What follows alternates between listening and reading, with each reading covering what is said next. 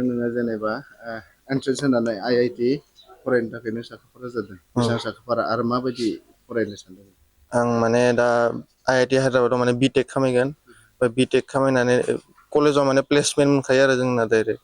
माने कानेक्सन थाखायो माने कम्पानिफोरजों माने डाइरेक्ट साकरि मोननायनि फिक्स थाखायो आरो ना एसे खस्थ' खालामनांगौ आरो बे समाव जिहेतु नोंथाङा एन्ट्रेन्सखौ होबाय एन्ट्रेन्स होनायाव नों बेवहाय मोजां फिथाइखौ लाना फैनो हाबाय दा बबेयाव होदोंमोन एन्ट्रेन्सआ माने इयो अनलाइन मडसो जायो माने JEE मेन आरो एडभान्स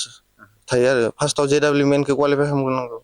ओमफ्रायसो एडभान्सखौ होनो मोनो कचिंफोर लादोंमोन कचिंआ माबायाव अइल प्रज्ञान सुपारथारदि नगावआव लादोंमोन ओमफ्राय दाहाय बेवहाय थांनोबाथ' गोबांखिनि रांनि खरसा गोनांथि जाहैयो IIT हायद्राबादाव ना जायो न'खरनि अबस्थायाबो मोजां नङा मा सानदों माबा मोनसे खालामनांसिगोन आरो ओमफ्राय गोसो दोङो फरायनो गोबां फरायनोथ' गोसो दङ आंनि नामा मुस्रि जादु बर' आं हरिसिंगा खान्थालगुरि डिस्ट्रिक्टआ उदालगुरि आं बेखौनो बुंनो सानो जे फिसालानि बेलायाव आंहा बिराद रांखावरिनि गोनांथि फिसालाया हायद्राबादाव IIT बिकम फरायनो थांगासिनो दं बेयाव रांनि गोनांथि जादों बेखाय सार हाग्रामाखौ एसे अनसुंथाइ हरनो थाखाय आं गुरै खुलुमनानै खावलायहरनाय जाबाय माने एडमिसननि थाखाय नङा होमबा बिथांनिफ्राय जितु एसे मदद बिदों गुरै खावलायहरदों आरो गुरै खावलायहरनाय जाबाय सासे बेखौ फोरोंनाय फोलौनाया बिमा बिफानि दायित्व बे बेलायाव नोंनि फिसाला मा नाम आंनि फिसाला आं खुलुमबाय आंनि मुङा मुस्रिमारिया बर' आंनि फिसालानि मुङा श्री कुनाल बर' आङो हरसिंगा खान्थालगुरि उदालगुरि डिस्ट्रिक्ट आङो माने बेखौनो बुंनो सानो आंनि दा फिसालानि फरायनाय बेलायाव जि गथ'आ जाहा IIT मोनदों हायद्राबादाव बिनि थाखाय जोंहा रांखावरिनि थाखाय बहुद गोनांथि बिनि थाखाय सोरबाफोर माने जोंनि BTC नि चिफ मिनिस्टार हाग्रामा महिलारि सारखौनो आङो अननानै माने रिकुवेस्ट खालामदों आरो आंनि बे रांखान्थि बेलायाव मदद खालामगोन होननानै आं माने बेखौनो जेनेबा दिनैनि बे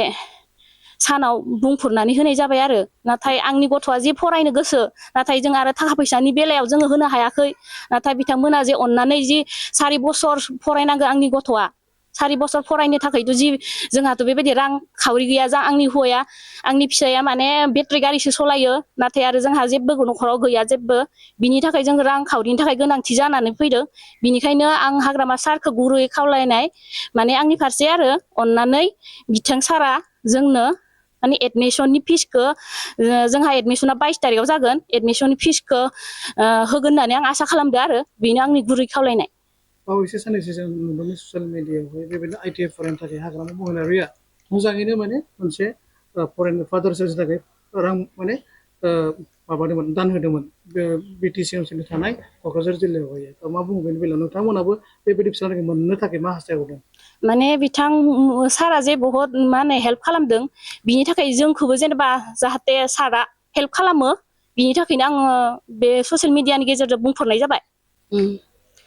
दिनैनि बेलायाव आं हाग्रामा सारनि जेनेबा जि निउस लाइभआव होबाय थानाय नुदों गोबां मानसिफोरखौनो जिबायदि मदद खालामनाय नुदों जाहाथे जेनेबा आंनि गथ'आबो जि बिटेक फरायनो नागिरदों हायद्राबादाव IIT बिनि थाखाय जोंहा रांनि बहुत गोनांथि जानानै फैदों बिथां सारा जोंखौ हेल्प खालामोबा जों मोजां मोनगौमोन आरो दा जिबायदि आंनि गथ'आ 22 तारिखआव जि माबा दोङो एडमिसन दोङो बे एडमिसननि थाखाय फिसफोरखौ होयोब्ला मोजां जागौमोन होननानै आं गुरै खावलायनाय थाबाय